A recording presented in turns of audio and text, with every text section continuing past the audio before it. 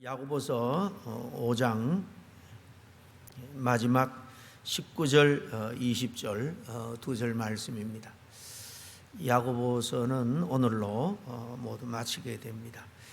큰 소리로 함께 합독합니다. 시작.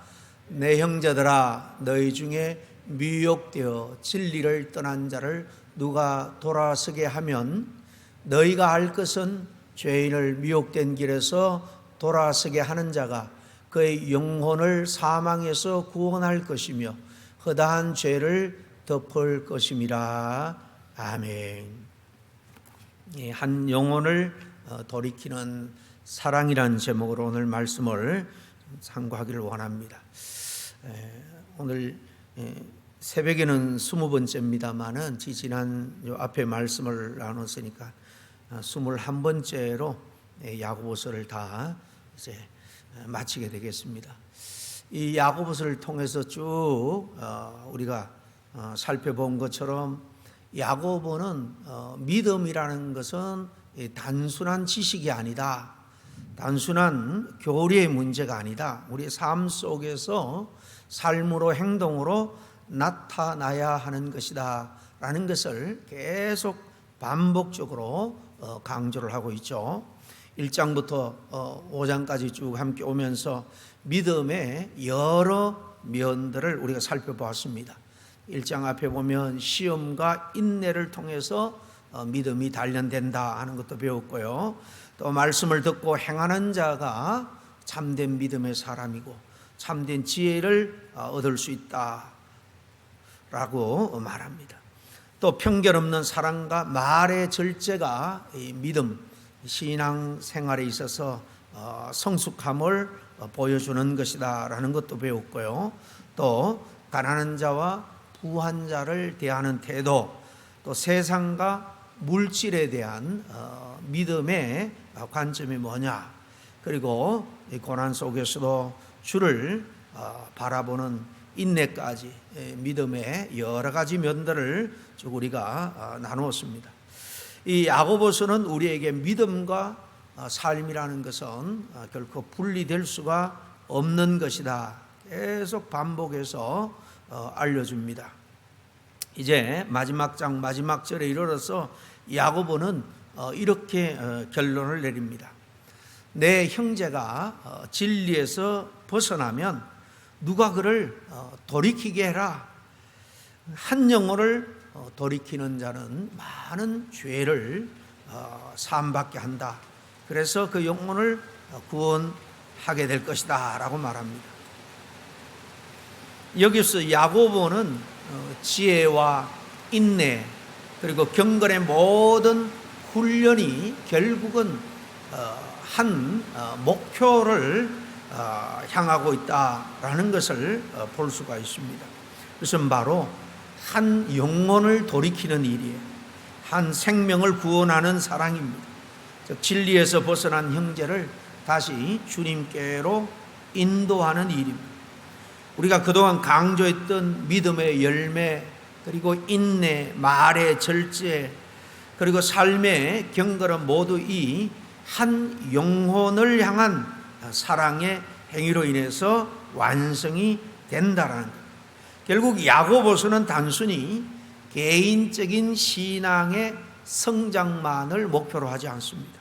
공동체 안에서 서로를 살리고 잃어버린 영혼을 붙드는 사랑, 이것이 믿음의 완성이고 믿는 우리 성도들이 살아야 될 삶의 궁극적인 목적이라고 마지막에 와서 강조를 하고 있는 것입니다. 여러분, 오늘 본문은 단지 형제를 바로잡아라 그렇게 하는 명령이 아니라 사명에 대한 말이에요. 한 영혼을 향한 끝없는 사랑과 책임에 대한 사명이 우리에게 있다는 것을 상기시키고 있는 말씀입니다.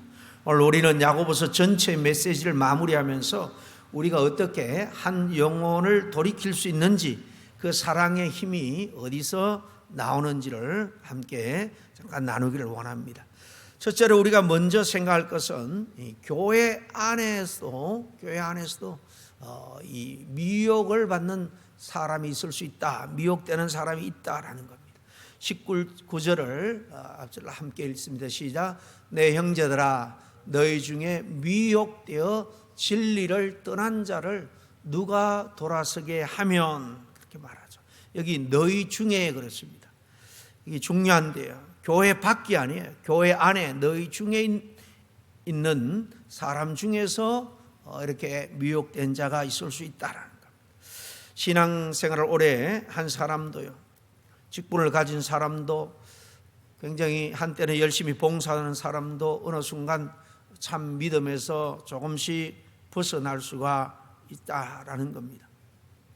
미혹된다라는 것은 꼭 무슨 신천지 같은 이단에 미혹되어서 배교하는 것만 의미하는 게 아닙니다. 교회에서 보면 신앙생활을 잘 하시던 분이 조금씩 신앙의 방향이 틀어지고 있는 것을 보게 되죠. 기도가 줄어듭니다. 예배가 가벼워지는 것을 보게 됩니다. 자신의 바쁜 삶 중에서 제일 먼저 희생시킬 수 있는 것이 예배 시간이라고 생각을 하는 거예요. 그래서 빠지고 나중에는 보이지 않습니다. 그리고 하나님의 말씀이 점점 부담이 되고 교회보다는 세상이 더 편해지는 상태, 그런 상태에 있다면 지금 사실 미혹된 상태에 있다 해도 과언이 아닐 겁니다. 세상 편의에 미혹된 거죠. 자신이 스스로 그런 삶을 선택했다, 그렇게 말할 수 있겠습니다만 사실은 사단이 우리 주변의 삶의 여건들, 환경들을 이용해서 사실 미혹한 거예요. 안타깝게도 사실 대부분은 그런 영적인 사실을 깨닫지 못합니다. 물고기가 먹음직스러운 미끼 속에 날카로운 그 바늘이 숨어 있는 줄 모르고 미혹되어서 덥석 무는 거와 참 유사합니다. 여러분, 이게 참 무서운 겁니다. 처음에는 방향이 조금 틀어져 있었습니다. 그런데 시간이 지나면 지날수록 어떻게 됩니까? 점점 멀어지게 되고 나중에는 돌이키기에 엄두가 안 날 만큼 많이 가버리게 되는 거예요. 신앙도 마찬가지예요. 그래서 우리는 겸손해야 됩니다. 나는 절대로 흔들리지 않아, 미혹되지 않아, 이런 생각, 이런 말이 어쩌면 제일 위험한지도 모르겠습니다. 오늘날 우리 주변에는 우리를 미혹하는 유무형의 그런 미혹거리들이 얼마나 많은지 몰라요. 교회는 완전한 사람들의 모임이 아닙니다. 이렇게 언제든지 흔들리고 미혹될 수 있는 사람들이 사실 다 교회에 모여 있는 거예요. 얼마든지 미혹될 수 있다라는 사실을 우리는 늘 인식하고 겸허한 모습으로 경각심을 가지고 주님을 따라야 될 줄 압니다. 두 번째로 영혼을 돌이키는 일에는요, 수고가 따른다라는 사실입니다. 19절 끝에 누가 돌아서게 하면, 그렇게 말하죠. 이 말은 누군가가 여기에 개입을 했다는 겁니다. 움직였다는 것입니다. 그냥 가만히 지켜본 게 아니에요. 저 사람 요즘 신앙생활이 좀 이상한 것 같아, 요즘 교회 출석하는 횟수가 너무 잦아, 혹시 무슨 어려움이 있나, 시험에 드는 것은 아닌가, 이렇게 생각하고 말만 하는 게 아닙니다. 전화도 하고요, 기도도 하고 찾아갔다는 거예요. 그리고 간절히 구원했다는 말입니다. 사랑은 가만히 있는 게 아닙니다. 이렇게 행동으로 움직이는 거예요. 여러분, 돌이키게 하는 거 쉬운 일이 아니죠. 오해받을 수도 있습니다. 괜히 남의 일에 참견한다, 이런 말을 들을 수도 있습니다. 그래도 합니다. 왜 그러냐면 그 영혼을 사랑하니까. 부모가 자식이 잘못된 길로 가는 것을 보면서 그래, 내 인생이 아니니까, 절대로 그렇게 생각하는 부모는 없습니다. 교회는 서로 영적인 가족이라고 하잖아요. 야고보는 말합니다. 돌아서게 하면, 여기 돌아서게 한다라는 것은 억지로 끌고 온다, 그런 의미가 아니에요. 비난이나 정죄하는 게 아니라 눈물의 설득이에요. 사랑이 없는 겉면은 상처를 남기지만은 사랑이 담긴 겉면은 그 영혼을 움직이고 생명을 살리게 되는 겁니다. 세 번째로, 한 영혼을 살리는 일은 성도들에게 있어서 그 어떤 것보다도 큰 일, 큰 사역이라는 사실을 우리는 기억해야 됩니다. 20절 같이 읽겠습니다. 시작. 너희가 알 것은 죄인을 미혹한 길에서 돌아서게 하는 자가 그 영혼을 사망에서 구원하며 허다한 죄를 덮을 것이니라 그랬죠. 여러분, 영혼을 살리는 일이 얼마나 큰 일인지 아십니까? 천하보다 귀한 영혼이라 그랬잖아요. 이건 교회 건축보다 큰 거예요. 행사를 아주 성대하게 성공적으로 잘 마치는 것보다 큰 겁니다. 헌금 많이 한 것보다 큰 거예요. 우리에게 그런 일들이 흔히 큰 일이다, 대단한 일이다 라고 우리들은 생각하고 그렇게 보는 경향이 많습니다만은, 그런데 오늘 이 야고보는 그 어떤 일보다도 한 영혼을 이렇게 구원하고 살리는 일, 그건 훨씬 더 큰 일이다, 큰 사역이다 라고 말합니다. 왜 그렇게 말합니까? 성경이 그렇게 말하기 때문에. 죄인이 미혹한 길에서 돌아서게 되는 순간 그 사람은 사망에서 구원을 받는다라고 말합니다. 한 사람의 영혼이 영원한 죽음의 길에서 구원의 길로 돌아서는 거예요. 그런데 이것이 끝이 아닙니다. 한 조각의 작은 불씨가 숲 전체를 다 태울 수 있는 것처럼 영혼도 마찬가지예요. 우리가 만약 누군가의 마음에 진리의 불씨, 사랑의 불씨를 붙여준다면 그 사람의 삶은 완전히 달라질 수 있습니다. 그 사람 하나를 살리는 것은 그 사람만의 삶을 바꾸는 것이 아니에요. 그의 가족을 바꿀 수도 있고, 그의 공동체, 심지어 그가 만나는 수많은 사람들에게 영향을 미칠 수가 있는 겁니다. 이렇게 연쇄적인 변화를 가져올 수가 있다라는 것입니다. 여기서 한 가지 중요한 사실은요, 그 모든 변화는 처음에 단 한 사람이고 그 영혼을 붙잡는 것으로 시작된다라는 것입니다. 한 영혼을 살리는 일이 얼마나 귀한 일인지, 큰 사역인지, 얼마나 많은 사람을 구원하게 되는지, 얼마나 많은 사람의 죽을 죄를 속량하게 되는지 우리가 기억을 해야 됩니다. 제가 고등학교 다닐 때에 제 친구 하나를 전도를 했습니다. 그때 무슨 열심으로 그 친구를 전도를 했는데요, 처음에 몇 달은 교회를 잘 안 나오더라고요.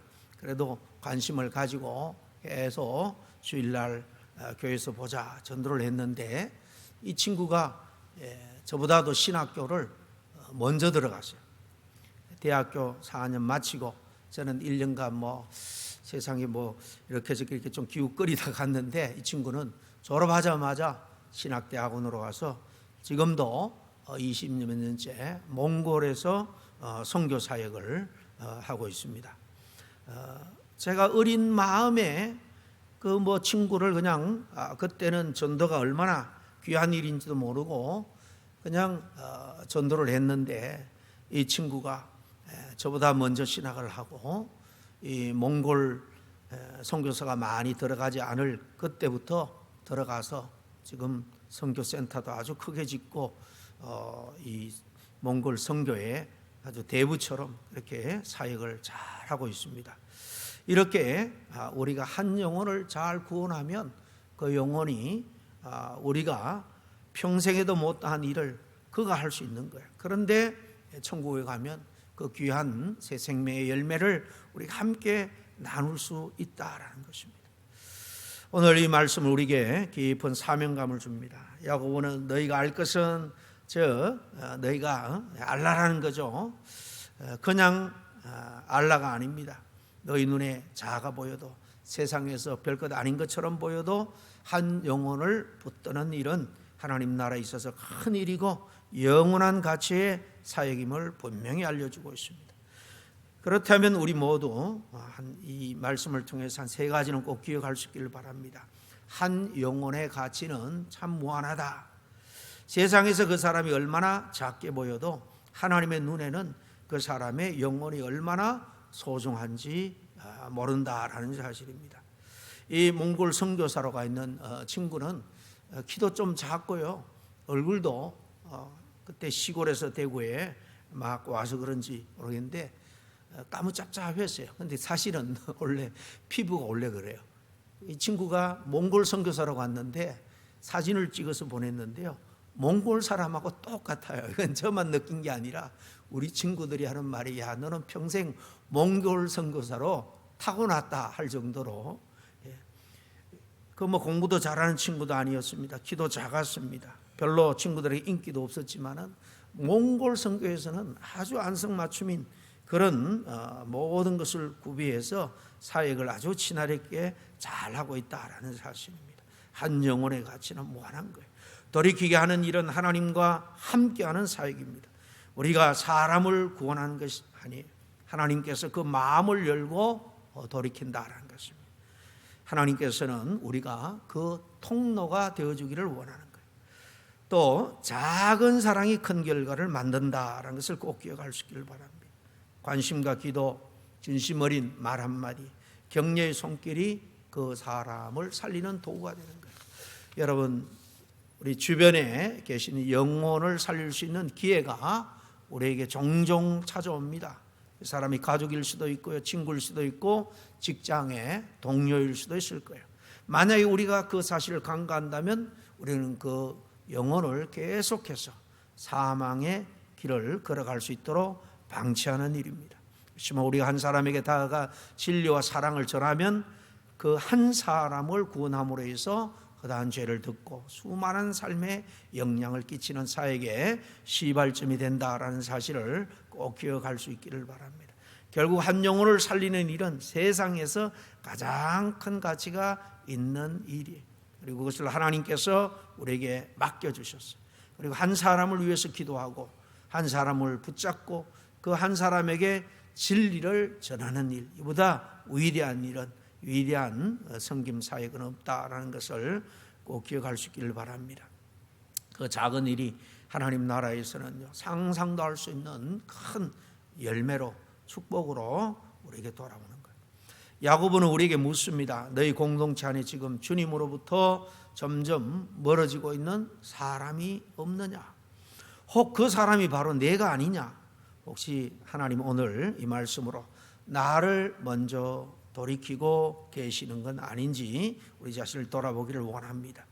여러분, 교회는 서로 감시하는 공동체가 아닙니다. 그러나 우리는 서로 책임지는 공동체, 정죄하는 공동체가 아닙니다. 그러나 우리는 서로를 긍휼의 마음을 품고 기도해주고 회복시켜주는 공동체.